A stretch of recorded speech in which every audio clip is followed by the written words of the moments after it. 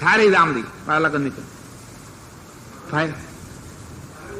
തലയിൽ പച്ചവെള്ളം, തലയിൽ ചൂടുവെള്ളം ഒഴിക്കരുത്. അയ്യോ, ഉടനെ തലയിൽ പറഞ്ഞല്ലോ, തലയിൽ ഒരു കാലത്തും ചൂടുവെള്ളം ഒഴിക്കരുത്. ഒരു കാലത്തും ഒഴിക്കാൻ പാടില്ല, ഒരു കാലത്തും ഒഴിക്കാൻ പാടില്ല തലയിൽ. അപ്പോ വയറിളക്കം തനിയെ നിൽക്കും. ഭയപ്പെടരുത്, ധൈര്യം കൊടുക്കണം. ആരായാലും ശരി, രോഗി ഇങ്ങനെ വയറിളകി പോവാണ്, ഇളകി പൊക്കോട്ടെ, ഒന്നും ചെയ്യേണ്ട ആവശ്യമില്ല. ഈയിടെ ഒരു ആലത്തൂർ സൈഡില് ഒരു കോളേജ് വിദ്യാർത്ഥിക്ക് വയറിളകി. രോഗം വേറെയായിരുന്നു. ഞാൻ പറഞ്ഞു ചിലപ്പോൾ വയറിളകും, പേടിക്കണ്ടെന്ന് പറഞ്ഞു. കോളേജിലെ എഞ്ചിനീയറിംഗ് കോളേജ് പഠിക്കുക, ഫൈനൽ ഇയറാണ്.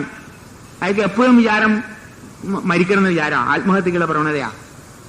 ഞാൻ പറഞ്ഞു ഇയാളുടെ ആത്മഹത്യ പ്രവണതയില്ല, വയറിലെ കുഴപ്പമാണ്, ആമാഹി സർവ്വരോഗമാണ്, വേറെ കുഴപ്പമൊന്നുമില്ല. വയറ്റിലാ കുഴപ്പമെന്ന് പറഞ്ഞു. ഇയാൾക്ക് നല്ലോണം പനിയും വരും, വയറിളക്കവും വരുന്നു പറഞ്ഞു. വയറിങ്ങനെ ഇളകിങ്ങനെ പോവാ. അപ്പൊ ഞാൻ പറഞ്ഞു ഇളകി പോക്കോട്ടെ സാറേ, കഴിക്കുന്നത് കരിക്കുമ്പോഴാണ്, പക്ഷെ പുറത്തേക്ക് പോകുന്നത് വേറെ എന്തൊക്കെയാ. പോട്ടെ, വേറെ എന്തൊക്കെ ഉണ്ടായിട്ടില്ലേ പുറത്തേക്ക് പോണേ, ഇല്ലെങ്കിൽ പോവാം. പോയി ഒരു 2 ആഴ്ച കഴിഞ്ഞപ്പോഴത്തേക്കും ഇയാളുടെ പനിയും മാറി, വയറിളക്കവും മാറി, ആത്മഹത്യാ പ്രവണതയിൽ നിന്നു. മരിക്കണമെന്ന് വിചാരം പോയിന്ന്. ഇത് ഡോക്ടറെ പോയി, ഡോക്ടർ ചില സൈക്കാട്രിസ്റ്റ് പോയിട്ട് പോലെ ഗുളിക കൊടുത്താ പാവം, ഒക്കെ നിർത്തി. എത്ര വേഗം പല മാനസികമായ രോഗങ്ങളും ഈ വയറാണ് നിങ്ങളുടെ സർവ്വത്തിനും കാരണം. ആമാഹി സർവ്വരോഗമാണ്, എല്ലാവർക്കും പ്രിയപ്പെട്ട വയറാണ് സർവ്വരോഗത്തിനും കാരണം എന്നുള്ളത് പറഞ്ഞാൽ ആർക്കും വിശ്വാസമാവില്ല. സത്യമാണിത്, ഞാൻ എന്ത് ചെയ്യാനാ? സത്യം പറഞ്ഞാൽ ആർക്കും മനസ്സിലാവില്ല, രുചിക്കേയില്ല. ഇപ്പൊ കറണ്ട് പോകും കേട്ടോ, വിഷമിക്കണ്ട, ജനറേറ്റർ സ്റ്റാർട്ട് ചെയ്യാൻ പറഞ്ഞിട്ടുണ്ട്, നോക്കട്ടെ, ഇല്ലെങ്കിൽ നമുക്ക് പോവാം, നാളെ ആദ്യം വരാം. അപ്പോ വയറിളക്കം വരുമ്പോഴും കരിക്കും വെള്ളം കുടിക്കൂ. ഇനി അഥവാ കരിക്കും വെള്ളം കുടിച്ചിട്ട് നിന്നില്ലെങ്കിൽ മാതളനാരങ്ങയുടെ തൊണ്ട്, മാതളനാരങ്ങ, പോമഗ്രാനേറ്റ്, എന്റെ തൊണ്ട മരുന്ന് കടയിൽ മേടിക്കാൻ കിട്ടും. ദിവ്യ ഔഷധമാണ്. കൊച്ചുകുട്ടികളാണെങ്കിൽ 5-10 ഗ്രാം മതി. പ്രായം ചെന്നാണെങ്കിൽ 20-30 ഗ്രാം എടുത്ത് അരച്ചിട്ട് പച്ചവെള്ളത്തിൽ കൊടുക്കൂ, അല്ലെങ്കിൽ മോരി കൊടുക്കൂ. സ്റ്റാർട്ട് ചെയ്ത് തോന്നില്ലേ എന്ന് പറയൂ. വെച്ചുകൂടെ? അപ്പൊ പോമഗ്രാനേറ്റ്, അതിന്റെ തൊലി അത് ഉണക്കി അത് അരച്ചെടുത്ത് മോരിൽ അരച്ച് കഴിക്കുക, അല്ലെങ്കിൽ പച്ചവെള്ളത്തിൽ കഴിക്കൂ. 2-3 നേരം കഴിച്ചാൽ മതി, വയറിളക്കം മാറും. വയറിളക്കം മാറും. ഭയപ്പെടാതിരിക്കൂ. ഒന്നും പ്രത്യേകിച്ച് ചെയ്യേണ്ട ആവശ്യമില്ല. ഭയമാണ് രോഗത്തെക്കാൾ കൂടുതൽ ഭയം രോഗഭയമാണ്. ഭയം വരുത്, പേടിപ്പിക്കരുത്. ഡീഹൈഡ്രേഷൻ വന്ന ആൾ മരിച്ചു പോകുന്നുള്ള ഭയം വേണ്ട, ആവശ്യമുണ്ടാവില്ല. അതുകൊണ്ട് വയറിളക്കം വന്നാൽ ഇങ്ങനെ കൈകാര്യം ചെയ്താൽ മതി. വയറിളക്കം നിർത്താനായിട്ട് ശരിയായ ഫലപ്രദമായ ഒരു മരുന്നില്ല എന്ന് ലോക ആരോഗ്യ വകുപ്പിന്റെ സ്റ്റേറ്റ്മെന്റ് ഞാൻ വായിച്ചു. There is no proper medicine for stopping diarrhea. ഞാൻ വായിച്ചാണ്. ഇനിയും നമ്മൾ കണ്ടുപിടിക്കേണ്ടിയിരിക്കുന്നത്. ഇന്ന് കൊടുക്കുന്ന മരുന്നുകൾ മുഴുവനും അപകടകാരികളാണ്. അതുകൊണ്ട് വയറിളക്കാൻ സ്റ്റോപ്പ് ചെയ്യാനുള്ള മരുന്നില്ല എന്ന് വളരെ വ്യക്തമായിട്ട് പറഞ്ഞിട്ടുണ്ട്. മരുന്ന് കഴിക്കേണ്ട ആവശ്യമില്ല, ഇങ്ങനെ മാറ്റിയെടുക്കാൻ പറ്റും. ഇനി അഥവാ ഇങ്ങനെ വയറിളക്കം വരുമ്പോൾ നിങ്ങൾ അത് മാറ്റാനായിട്ട് നിങ്ങൾ ആന്റിബയോട്ടിക് കുറച്ച് ശ്രമിച്ചു കഴിഞ്ഞാൽ പിന്നെ വരുന്ന രോഗങ്ങളാണ്. എന്താ രോഗങ്ങള്? Piles, colitis, ulcerative colitis, cancer. പോരെ? തുടങ്ങുന്നത് പൈൽസ്, പിന്നെ കൊളൈറ്റിസ്, പിന്നെ അൾസറേറ്റീവ് കൊളൈറ്റിസ്, പിന്നെ ക്യാൻസർ. പുരോഗതിയാണ്.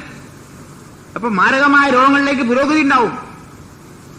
വയറിളക്കം നിർത്താൻ മരുന്ന് കഴിച്ചാല് no antibiotics, no drugs, no medicines, nothing. ഇങ്ങനെ വയറിളക്കം മാറ്റിയെടുക്കൂ, യാതൊരു പ്രശ്നം ഉണ്ടാവുകയില്ല. അതിനുള്ളതായിട്ടുള്ള ധൈര്യം വേണം, അതിനുള്ളതായിട്ടുള്ള അറിവ് വേണം, മനോധൈര്യം വേണം. ധൈര്യം കൊടുക്കാനും തയ്യാറാവണം. അയാളുടെ മുമ്പിൽ പോയിട്ട് വയറിളകിയോ, നന്നായി. മറ്റേ കോളേജിലെ 4ാം ക്ലാസ് വിദ്യാർത്ഥി വയറിളകി ഇങ്ങനെ അവസാനമായി കിടക്കുക. അപ്പൊ എന്നെ കൂട്ടിക്കൊണ്ടുപോയപ്പോ ഞാൻ ചെന്ന ഉടനെ വയറിളകിയോ എന്ന് ചോദിച്ചു. അയാൾ ചിരിച്ചുകൊണ്ടിരിക്കുന്നുണ്ട്. അച്ഛനും അമ്മയും കിടന്ന് കരയാ. ഞാൻ ചെന്ന ഉടനെ വയറിളകിയോ എന്ന്. നന്നായി. എത്ര വയറിളകി? ഒരുപാട്. പോട്ടെ, ഒരുപാട് പോട്ടെ. ഉള്ളതേ പോവുള്ളൂ, ഇല്ലാതെ പോവോ? സന്തോഷിപ്പിച്ചു പോകുന്നു ഞാൻ. ധൈര്യം കൊടുക്കാനല്ല, അതിനുള്ള ആത്മധൈര്യം നമുക്കും വേണം. നിങ്ങൾ അവിടെ പോയിട്ട് വയറിളകിയോ, അയ്യോ വയറിളകിയോ, ദിവസേന അയ്യോ ഡോക്ടറൊക്കെ പോവാൻ നല്ലതെന്ന് പറയരുത്. അത് പറയണ്ട, അത് വിഷമാ. അപ്പൊ ധൈര്യം പോയി, തനിയെ മാറും, ഒട്ടും വിഷമിക്കേണ്ട ആവശ്യമില്ല. അപ്പൊ ഇങ്ങനെ വയറിളക്കം വന്നാലും ഇങ്ങനെ കൈകാര്യം ചെയ്യൂ. No drugs please. ഇനി വേറൊരു രോഗമുണ്ട്, ഛർദി. ഛർദി ഉണ്ടാവും, പലർക്കും ഉണ്ട് ഛർദി ഉണ്ട്. ഛർദികളിൽ എല്ലാവരും ഉണ്ട്. വേണ്ടാത്ത വാരിയിടും.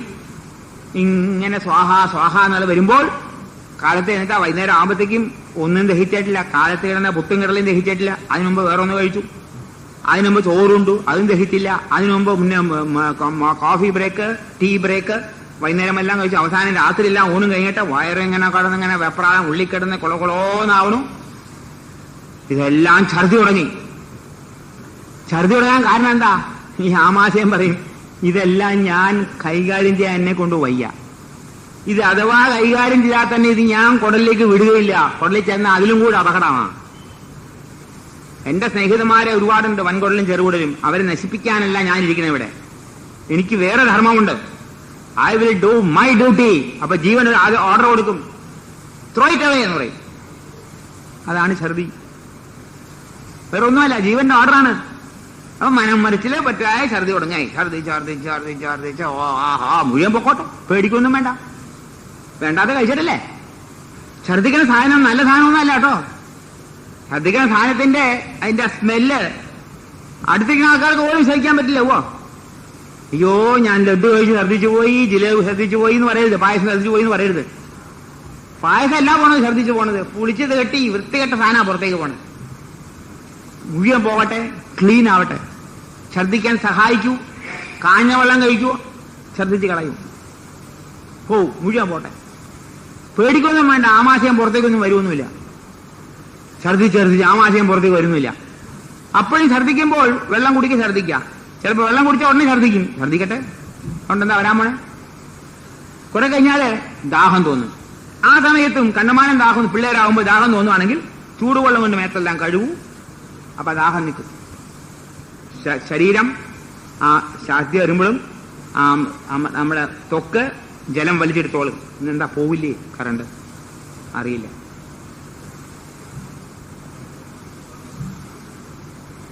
ഇന്നലെ 6:30 പോയത്, ഇന്നും പോകുന്നു. എന്നാ പേപ്പർ പറയണ്ടേ ഇവര് ഒരു വാക്ക്? അറിയോ? സാധാരണ പേപ്പർ പറയാറുണ്ട് കറണ്ട് കേട്ടില്ല എന്ന്. അപ്പൊ വയറിളക്ക ഛർദി വന്നാലും ഭയപ്പെടരുത്. ഭയപ്പെടാതെ വെറും വെള്ളം കൂടി ഛർദിക്കൂ. കുറെ കഴിഞ്ഞാൽ കരിക്കും വെള്ളം കുടിക്കൂ. ദയവ് ചെയ്ത് ഛർദി കഴിഞ്ഞാല് ദയവ് ചെയ്ത് ഒരു 4-5 മണിക്കൂറെങ്കിലും ഒന്നും കഴിക്കാതിരിക്കും. പൂർണ്ണ വിശ്രമം കൊടുക്കൂ നിങ്ങളുടെ ആമാശയത്തിന്. ആമാശയം പൂർണ്ണ വിശ്രമം കൊടുത്താൽ വലിയ വിജയമായി. അത് ചെയ്യാൻ ശ്രമിക്കണം. ഛർദിച്ചു കഴിഞ്ഞാൽ ഉടനെ ഇനി ഭക്ഷണം കഴിക്കാൻ തോന്നരുത്, ഭക്ഷണം കഴിക്കരുത്. അയ്യോ എന്റെ വയറ് കാലിയായി, എനിക്ക് എന്ത് ഇഡ്ഡലി ദോശ തരുമെന്ന് പറയരുത് കേട്ടോ. ആ ഛർദിച്ചു കഴിഞ്ഞാൽ ഒന്നും കഴിക്കാൻ തോന്നുകയില്ല. പൂർണ്ണമായിട്ടും കിടന്ന് ഉറങ്ങിക്കോളൂ. പിറ്റേ ദിവസം കാലത്തേക്ക് ഒഴിച്ചാൽ മതി. വല്ലതും കഴിക്കാൻ തോന്നിയാൽ കഴിച്ചാൽ മതി. ആദ്യമായിട്ട് ഉടനെ പിന്നെ ഇഡ്ഡലിയും ദോശയും പരിപ്പും വടയും കുരുന്ന് വടയും വാരിയെടുത്ത് വല്ല പഴങ്ങളുടെ നീരോ കരിക്കുമ്പോഴോ കഴിച്ചിട്ട് 1-2-5-8 മണിക്കൂർ കഴിഞ്ഞിട്ട് പിന്നെ ഭക്ഷണം കഴിച്ചാൽ മതി. ധൃതി പിടിച്ച് ഉടനെ കഴിക്കരുതാണ് ഭക്ഷണം. പക്ഷെ മനുഷ്യന് വയറ്റിലൊന്നുമില്ലെങ്കിൽ ആകപ്പാട് വിശ്രമം ഇല്ലാണ്.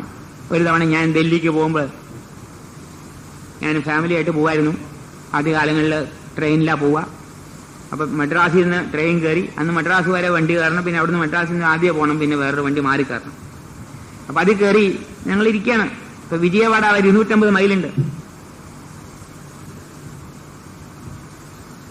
400 കിലോമീറ്ററാ വിജയവാഡ വരെ. അപ്പൊ ഇതിനിടയ്ക്ക് നമ്മുടെ മുമ്പിരുന്ന ഒരു സ്ത്രീ ഇങ്ങനെ ഛർദിക്കുക. ഛർദിച്ചുകൊണ്ടേയിരിക്കണം. ഛർദിച്ചു ഒരുപാട് ഛർദിച്ചു. ഇതെല്ലാം ഒരു 4-5 മണിക്കൂർ ഛർദിച്ചു, 4 മണിക്കൂർ. അപ്പത്തേക്കും വിജയവാഡ എത്തി. ചെന്ന ഉടനെ പറയാണ് ഭർത്താവിനോട്, എന്റെ വയറ്റിലൊന്നുമില്ല, എനിക്ക് ഇഡ്ഡലി ദോശ തരാൻ. ഞങ്ങളൊക്കെ എന്താ നോക്കൂ സ്ഥിതി മനുഷ്യന്റെ. വയറ്റിലൊന്നുമില്ലാന്ന് എന്നിട്ട് മേടിച്ചു കൊടുത്തു. ഇഡ്ഡലിയും ദോശയും പൂരിയും പൊറോട്ടയൊക്കെ മേടിച്ചു കൊടുത്തു. തിന്നോത് ഛർദിച്ചെന്ന് അറിയില്ല. പിന്നെ ഞങ്ങൾ അങ്ങോട്ട് നോക്കാൻ പോയില്ല. ഇങ്ങനത്തെ ഒരു ഓരോ ഈ തീറ്റപ്പണ്ടങ്ങൾ ലോകത്ത് വന്നാൽ എന്ത് ചെയ്യും? ഭയങ്കരമാണ് കേട്ടോ. വാസി ഛർദിച്ചു കഴിഞ്ഞാൽ വന്ന് തിന്നാൻ തോന്നു. പിന്നെ ഛർദിക്കണത് സാരെ കണ്ട കാര്യം പറയാണ്. ഒരുപാട് കൊല്ലം മുമ്പ് 10-30 കൊല്ലം മുമ്പ് ഉണ്ടായ സംഭവം പറയാണ്. ഇത്രേ ഉള്ളൂ. അപ്പോ ഛർദി വന്നാലും നാം ഭയപ്പെടേണ്ട ആവശ്യമില്ല. ഉടനെ ചോദിക്കും, ഛർദിയും വയറിളക്കവും ഒന്നിച്ചു വന്നാൽ എന്ത് ചെയ്യുന്നു? അടുത്ത ചോദ്യമല്ലേ, നിങ്ങൾ ചോദിക്കാൻ പോണില്ലേ? അത് വരാതിരിക്കട്ടെ, ഛർദിയും വയറിളക്കവും ഒന്നിച്ച് വരാതിരിക്കട്ടെ, അത്രയും ഞാൻ പറയുന്നുള്ളൂ. എന്നാൽ വന്നാൽ അത് വളരെ സീരിയസ് ആയിട്ട് രോഗമാണ്. പണ്ട് അതിന് കോളറ എന്നാ പേര്, ഇപ്പൊ അതിന് പേര് ഗാസ്ട്രോ എൻട്രൈറ്റിസ്. രണ്ടും ഒന്ന് തന്നെയാണ്. അതായത് ഇവിടുന്ന് അസെൻട്രി ആൻഡ് ഡിസെൻട്രി എന്ന് വേണമെങ്കിൽ പറയാം. ഇത് അസെൻട്രി, മറ്റേ ഡിസെൻട്രി, രണ്ടും കൂടെ ഒന്നിച്ച്. അപ്പൊ അങ്ങനെ വരുമ്പോൾ എന്ത് ചെയ്യണം? വരാതിരിക്കണം. വേണ്ടാത്ത ഭക്ഷണം കൊടുക്കരുത് കുട്ടികൾക്ക്. ഈ ഗ്യാസ്ട്രോഎൻട്രൈറ്റിസ് വരുന്നത് മുഴുവനും വൃത്തികെട്ട ഭക്ഷണം കഴിക്കുന്നതുകൊണ്ടാണ്. പാവപ്പെട്ട കുട്ടികൾക്ക് പ്രത്യേകിച്ച് കടലോരങ്ങളിൽ ഉണക്ക മത്സ്യവും പഴഞ്ചോറും തീറ്റയാണ് അവർക്ക് വരുന്ന അധികവും. കുറച്ച് നല്ല ഭക്ഷണം കഴിക്കുന്നവർക്ക് ഇത് വരില്ല, ഇത്രയും വരില്ല. അധികവും മരണം സംഭവിക്കുന്നത് കൊടുങ്ങല്ലൂർ സൈഡ്, ചാവക്കാട് സൈഡ്, ഇങ്ങനെ കണ്ടറില്ലേ, പേപ്പർ കണ്ടറില്ലേ, ആ കോസ്റ്റൽ ഏരിയയിലാണ് അധികം വരുന്നത്. പാവപ്പെട്ടവർക്ക് ഭക്ഷണം ഇല്ലാതെ വരുമ്പോൾ പഴയ ഉണക്ക മത്സ്യവും കുറച്ച് മീൻ, ഇറച്ചി, മീനും ഒക്കെ കൂട്ടി കൊടുക്കും, തീറ്റ കൊടുക്കും. അതാണ് കുഴപ്പം വരുന്നത്. അപ്പോൾ വായ മുതൽ മലദ്വാരം വരെയുള്ള ആ സകല മ്യൂക്കസ് മെമ്പറൈൻസും ഇൻഫ്ലെയിംഡ് ആണ്. ഒന്നും സ്വീകരിക്കില്ല ബോഡി. ഭയങ്കരമായ ഛർദി ഉണ്ടാവും, ഭയങ്കരമായ വയറിളക്കം ഉണ്ടാവും, പലപ്പോഴും സീരിയസ് ആവാം. പക്ഷേ അതിനെന്താ വഴി? ഒറ്റ വഴിയുണ്ട്. എന്താ വഴി? ചൂടുവെള്ളത്തിൽ കിടത്തുക ശരീരം മുഴുവനും. ഒരു ബക്കറ്റ് മാതിരി ഉണ്ടെങ്കിൽ, ബക്കറ്റല്ല, ഒരു വലിയ പാത്രം ഉണ്ടെങ്കിൽ പാത്തിമാരിനെ അതിൽ കിടത്തിയിട്ട് ആ ചൂടുവെള്ളം കൊണ്ട് ശരീരം മുഴുവനും മുക്കിയെടുത്താൽ ഡീഹൈഡ്രേഷൻ ഉണ്ടാവില്ല. ശരീരം ജലാംശം വലിച്ചെടുക്കും, ഒരു വിഷമം ഉണ്ടാവില്ല, ചെറുക്കും, മരണം ഉണ്ടാവില്ല. ഞാനൊരു 2-3 കേസ് ഇങ്ങനത്തെ പരീക്ഷിച്ച് നോക്കി, വിജയിച്ചു. എല്ലാവരും വരാറില്ല ഞങ്ങളുടെ. 2-3 കേസ് ഉണ്ടായിരുന്നു. ഒരിക്കൽ ഒരു ഓഫീസറാ വന്ന് പറഞ്ഞു, സാർ എന്താന്ന് ചോദിച്ചു. ഫോണിലാ, ഛർദിക്കണു, പിന്നെ വയറിളക്കം ഉണ്ടോ? നന്നായി. അയ്യോ, നന്നായെന്ന് പറഞ്ഞെന്താ നിങ്ങൾ? ഛർദിയും വയറിളക്കം വന്നാൽ അത് കോളറയല്ലേ? എനിക്കറിയില്ല എന്ന് പറഞ്ഞു. അവർ പ്രദേശത്തെ പറ്റി അറിയുന്ന ആളാ. ഞാൻ ഒരു കാര്യം ചെയ്യൂ, ഒരു ടബില്ലേ അവിടെ, ബാത്ത് ടബ്, അത് കിടന്നോളം കൂടെ, ചൂടുവെള്ളത്തിൽ കിടക്കാൻ പറഞ്ഞു. കൂടെ അരമണിക്കൂർ കിടക്കോ, ചൂടുവെള്ളത്തിൽ കിടക്കാൻ പറഞ്ഞു. കിടന്നു. അരമണിക്കൂർ കഴിഞ്ഞ് വിളിച്ചു പറഞ്ഞു, സാർ വയറിളക്കവും നിന്നു, ഛർദി നിന്നു.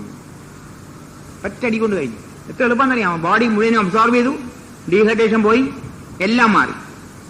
ഒരു കേസ് ഇങ്ങനെ. ഇതേമാതിരി ഒരു കേസ് ഞാൻ എറണാകുളത്ത് ക്യാമ്പ് കാണുന്ന സമയത്ത് ഒരു കേസ് ഇങ്ങനെ ഉണ്ടായി. അല്ലെ, ഞാൻ എന്തൊക്കെ പറഞ്ഞില്ല അയാള്. ഞാനിങ്ങനെ പറഞ്ഞു, ഇതേമാതിരി ചൂടുവെള്ളത്തിൽ കിടത്തിയാൽ മാറുന്നു പറഞ്ഞു. അപ്പൊ ഇയാള് നേരെ അവിടുന്ന് കാലടി വരെ പോയിട്ട് വരികയായിരുന്നു. കാലടി വരെ പോയിട്ട് അവിടെ വച്ച് ഇയാളുടെ ഒരു സുഹൃത്ത് ഈ ഛർദിയും അതിസാരവും കാരണം മരണപ്പെട്ട് കിടക്കാന്നുള്ളൊരു വാർത്ത, സീരിയസ് ആയി കിടക്കാന്ന് വാർത്ത കേട്ടു. ഒരു പ്രൈവറ്റ് ഹോസ്പിറ്റലിൽ ഇയാൾ ഓടിച്ചെന്നു. ചെന്ന ഉടനെ സുഹൃത്ത്, ആത്മസുഹൃത്താണ്, മരിക്കാൻ കിടക്കുക. അപ്പൊ ഡോക്ടർ മരിക്കുന്നവരോട് പോയി. നേഴ്സും ഉണ്ടായിരുന്നു അവിടെ. ചോദിച്ചു, എന്റെ കൂട്ടുകാരൻ എവിടെ ചോദിച്ചു. മരിക്കാൻ കിടക്കണമെന്ന് പറഞ്ഞു. മരിച്ചോ? ഇല്ല. മരിക്കുന്നവരോട് ഡോക്ടർ സർട്ടിഫിക്കറ്റ് എഴുതി കഴിഞ്ഞ് പോയി കഴിഞ്ഞു. മരിക്കാൻ പോവാന്ന് ചീറ്റ് എഴുതിയെന്നർത്ഥം. ഞാനൊരു കാര്യം ചെയ്തോട്ടെ എന്ന് പറഞ്ഞു. എന്ത് കാര്യം ചെയ്യണു? രക്ഷിക്കാനുള്ള മാർഗമോ? ഒന്നുമില്ല, പോയി ആണെന്ന് പറഞ്ഞു. അല്ല, ഒന്ന് ചെയ്യട്ടെ എന്ന് ചോദിച്ചു. ശരി, എന്തുകൊണ്ടെങ്കിൽ ചെയ്തോ, അവിടെ കിടക്കല്ലേ, കൂടുതലൊന്നും ചെയ്യാൻ പോകണല്ലോ. എന്താ ചെയ്യാൻ പോണേ? ഇയാളെ വീട്ടിൽ പോയി ഒരു ബക്കറ്റ് കൊടുന്നാല് ചൂടുവെള്ളം നിറച്ചികളെ കിടത്തി. 20 മിനിറ്റ് മേലെ കണ്ണു തുറന്നാല് എണീറ്റപ്പോഴാണ് വിവരം ഇറങ്ങിയ ഡോക്ടർ ഓടിയെത്തി. താൻ എന്താ അവിടെ ചെയ്തേ? എന്റെ സുഹൃത്തിനെ ഞാൻ രക്ഷിച്ചു. ആരാ ചെയ്യാൻ പറഞ്ഞു? അയ്യോ, ഞാൻ എന്റെ സുഹൃത്ത് രക്ഷിച്ചാണ്. ശകാരിക്കണ എന്തിനാ? ഇങ്ങനൊന്നും ചെയ്യാൻ പാടില്ല അവിടെ കേട്ടൊന്നും. ഉണ്ടായ സംഭവമാണ് ഞാൻ പറഞ്ഞത്. അയാളുടെ നേരെ ഞാൻ പറഞ്ഞത്, ഞാൻ ഒരാളെയും കുറ്റം പറയല്ല. നടന്ന സംഭവങ്ങളൊക്കെ ഞാൻ അങ്ങനെ തന്നെ പറയാണ്. Probably you will think that I am against doctors, I am against vaidyas. No, I am not against anybody, but I am against injustice and insincerity. അത്രേ ഉള്ളൂ. I am against injustice and insincerity. എവിടെ sincerity ഉണ്ടോ, I am for it. എവിടെ justice ഉണ്ടോ, I am for it. Justice for all must be there. അപ്പൊ അവിടെ കണ്ടപ്പോൾ എനിക്ക് സങ്കടം വന്നു. പറഞ്ഞ അയാൾ ഒന്ന് പറഞ്ഞു, സാർ ഇങ്ങനെ ഒരു അബദ്ധം പറ്റിയെന്നു. അബദ്ധം പറ്റിയോ? രക്ഷപ്പെട്ടില്ലേന്ന് ചോദിച്ചു. എന്ന് പറഞ്ഞു. പിന്നെ അയാൾ അന്വേഷിച്ചില്ല. ഉണ്ടായ സംഭവമാണ് ഞാൻ പറഞ്ഞത്. അപ്പൊ അതായത് ഇതുകൊണ്ട് ഈ ചൂടുവെള്ളത്തിന്റെ കുളി കൊണ്ട് ശരീരത്തിലുള്ളതായിട്ടുള്ള ജലാംശം ശരീരം വലിച്ചെടുക്കും. Danger can be avoided, death can be avoided. ഇത്രേ ഞാൻ പറയുന്നുള്ളൂ. You can try. വീട്ടിൽ തന്നെ ആർക്കെങ്കിലും ഛർദിയോ ജലദോഷമോ ചെറുതിയോ വയറിളൊക്കെ വരുമ്പോൾ കണ്ണമാനം ദാഹം ഒന്നും കുടിക്കാൻ വയ്യാതെ ചൂട് കഴിക്കൂടെ കൊണ്ട് ഞാൻ ചെയ്തു. എന്റെ ചേട്ടന്റെ മകന്റെ ഒരു കുട്ടി ഒരുപാട് ഛർദിച്ചു. ഛർദി ഉണ്ടായുള്ളൂ, വേറെ കുഴപ്പമുണ്ടായില്ല. ഛർദിച്ചിങ്ങനെ വെള്ളം കുടിക്കുക, ഛർദിക്കുക, വെള്ളം കൂടി ഛർദിക്കുക. അപ്പൊ എങ്ങനെ വരണ്ടിരിക്കുക. എന്താ എന്നെ ചോദിച്ചു. ഒന്നും ചെയ്യണ്ട, ചുരുൾ ഒഴിക്കാൻ പറഞ്ഞു മേത്തം. ചുരുൾ ഒഴിച്ച് കുറെ കഴിഞ്ഞപ്പോഴത്തേക്കും ആ ചുണ്ടിൽ വരൾച്ചയൊക്കെ മാറി, രക്തം തൊക്ക് ജലം വലിച്ചെടുത്തു എന്ന് അത് മനസ്സിലായില്ല. ഉടനെ ആ ചുണ്ട് വരനെ മാറി, സന്തോഷമായി. അത് കിടന്നുറങ്ങി. പിറ്റേ ദിവസത്തേക്ക് സുഖം മാറുകയും ചെയ്തു. അങ്ങനെ പലരും ചെയ്തിട്ടുണ്ട്. അപ്പൊ നിങ്ങൾക്കും ഇത് പരീക്ഷിക്കാം. ഇതിനൊന്നും ആരുടെയും അംഗീകാരം വേണ്ട. ഇനി പണിക്കരെ വിളിച്ചു ചോദിക്കണ്ട ഞാൻ ചൂടുവെള്ളം ഒഴിക്കട്ടെ എന്ന്. ചൂടുവെള്ളം ഒഴിച്ചാൽ കുഴപ്പമൊന്നുമില്ല. ചൂടുവെള്ളത്തിൽ കുളിക്കണില്ലേ ആൾക്കാർ, അതിനപ്പുറം ഉണ്ടാവും. അതുകൊണ്ട് ഇതിന് വന്നാലും ഇതും ചെയ്താൽ മതി. ഇങ്ങനെ ഈ പ്രകടമായ രോഗങ്ങളെല്ലാം വന്നാൽ ഇതേമാതിരി കൈകാര്യം ചെയ്യൂ. ഛർദിക്ക് വേണ്ടി മരുന്ന് കഴിച്ചിട്ട് സ്റ്റെമിറ്റിലും ഗിമിറ്റിലും കഴിച്ച് മരുന്ന് മാറ്റിക്കഴിഞ്ഞാൽ സ്റ്റൊമക്കില് അൾസർ പോലും വരും. പിന്നെ ട്യൂമറായിട്ട് മാറും, പിന്നെ ക്യാൻസറായിട്ട് മാറും. ഇങ്ങനെ രോഗത്തിന്റെ പുരോഗതിയാണ്. വയറിളക്കത്തിന് മരുന്ന് കഴിച്ചാൽ വയറ്റിൽ കുഴപ്പം വരും. ഇങ്ങനെ ക്രോണിക് ഡിസീസസ് എല്ലാം വരുന്നത് ഈ പ്രകടമായ രോഗങ്ങൾ നമ്മൾ അടിച്ചമർത്തുകൊണ്ടാണെന്നുള്ളത് നാം മനസ്സിലാക്കണം. ഇത്രയും മനസ്സിലാക്കൂ. നാളെ 3 മണിക്കാണ് ക്ലാസ്. നിൽക്കൂ ഞാൻ